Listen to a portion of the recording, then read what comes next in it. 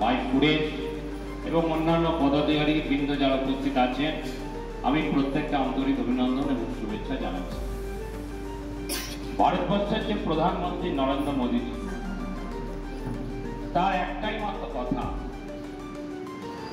সবকা সাথ, সবকা বিকাশ, সবকা বিশ্বাস। আজকে সংখ্যালঘু ভাই বোনেরা যারা আছেন, আজকে একমাত্র ভারতীয় জনতা পার্টি ছাড়া ভারতবর্ষের যে কটি দল আছে, কংগ্রেস থেকে, সিপিএম থেকে, তৃণমূল থেকে, শুদ্ধ ভোটের জন্য আপনাদের ব্যবহার করা হয়েছে।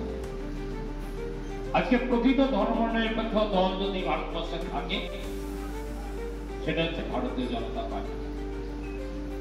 আমরা মনে করি যে ভারতবর্ষে বসবাসকারী যে সমস্ত নাগরিক আছেন, যারা সনাতনী আছেন, যারা ভারতবর্ষকে নিজের দেশ বলে মনে করে, ভারত মাতাকে যারা মা বলে মনে করে, একটু আগে আমাদের কর্মশালা শুরু হওয়ার আগে আপনারা উঠে দাঁড়িয়ে যে বন্দে মাতরম গীত গাইলেন, যে ভারত মাতা কি জয় বললে,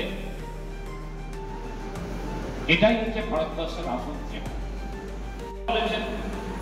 আজকে ওয়াকফ বিল আনলো কেন? নরেন্দ্র মোদীজি ওয়াকফ বিল আনলো কেন? যার কারণ হচ্ছে একটা শ্রেণীর মানুষ, যারা গরিব মানুষ, তারা কিন্তু এতদিন চিরকাল বঞ্চিত হয়েছে।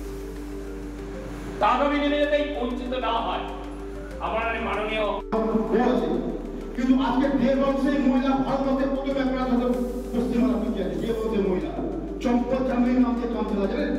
তো আজকে আমাদের দুঃখের বিষয়, আজকে আমাদের সমস্যার উপরে আসতে হবে। আজকে আস্তে আস্তে ভারতবর্ষের মধ্যে সব থেকে পিছিয়ে পড়া পশ্চিমবাংলায়। আজকে গুজরাটে দেখুন, উত্তরপ্রদেশে দেখুন, ধরনের কিন্তু কাজ হয় না। আজকে পশ্চিমবাংলায় বিজেপিকে কোনো ক্ষমতা আসেনি। এটার জন্য কি 30 বছর হয়তো জাতীয় কংগ্রেস, 34 বছর পর্যন্ত সিপিএম, তারপরে দিদির সরকার চলছে কত, আজকে 11-12 মধ্যে চলছে। তাহলে চিন্তা করুন, আজকে পশ্চিমবাংলায় যদি মুসলমানদের যদি এই ব্যবস্থা হয়, অবস্থা হয়ে থাকে, তাহলে এই জন্য দায়ী বিজেপি তো দায়ী না।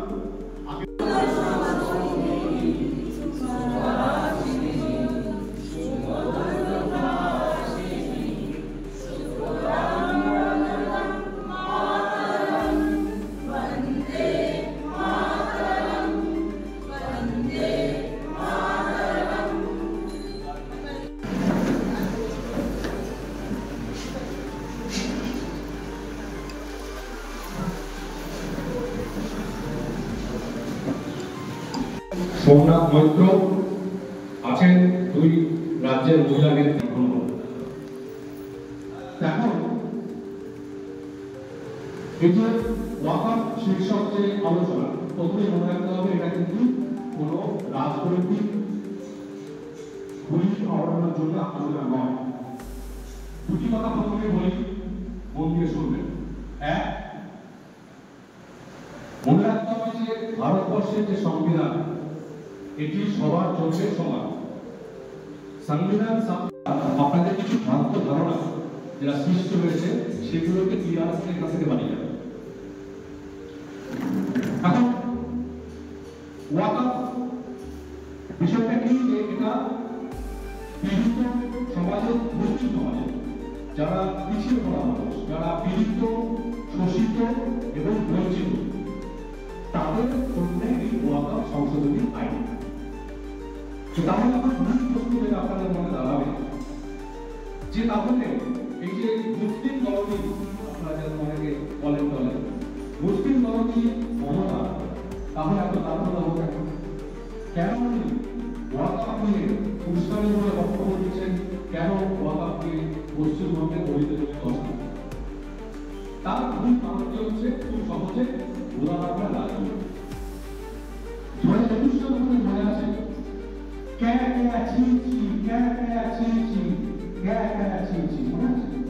CAA মানে क्या? মমতা নাটক মানে CAA এনআরসি, এটা হয়নি।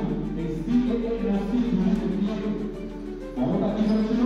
2021 সালের নির্বাচনে গুরুত্বপূর্ণ পাওয়া গেছে। এবার 26 নির্বাচন